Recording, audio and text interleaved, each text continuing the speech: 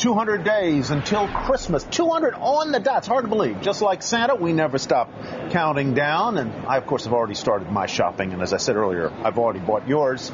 This morning, we are talking about the retailers that are also ready to start to gear up. After all, in 6 months, we will be in the heart of the shopping season. Stacey Widlitz is an independent retail analyst. She's done some digging. 'Tis the season, Stacey.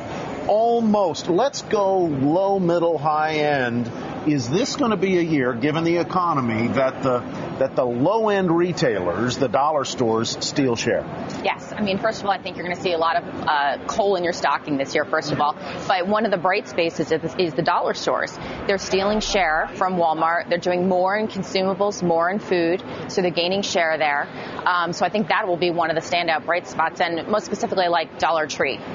And what about the mid-level ones? And who do you count in those mid-level? Would that be where I would find Gap and Abercrombie and so forth? Sure. So, for example, we saw Gap report a few weeks ago, and they're talking about margins that are really a disaster because of rising input costs. So I think the guys in the middle that do the basics are really in trouble unless they're differentiated. So who is? I would say, look at Limited. LTD is the ticker. That's really differentiated. There's a lot of new product. They're also 60% not exposed to cotton, so they don't have to deal with the input pressures. But I think that's the most interesting pick. And then also I would just go where the momentum is with Macy's. Right. A name like Ralph Lauren, that was a long-time darling of the high end, and yet they were also squeezed by margins, very much like the Gap. At this point, can they turn it around for Christmas, and can it actually be a good year for Ralph Lauren?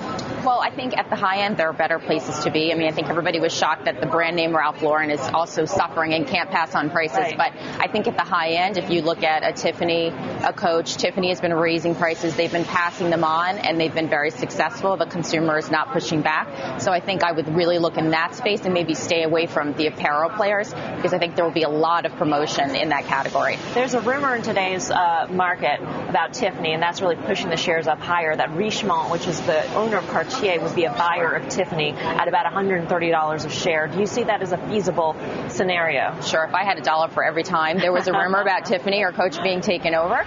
But I think certainly Tiffany is one of the standouts. Their comps were way above expectations. Again, they're really executing. So certainly there's going to be companies taking a look at them. But again, in the past 5 years, these rumors come up all the time. So I really wouldn't count on it. Stacey, thanks so much for being with us. Thank you. Merry Christmas.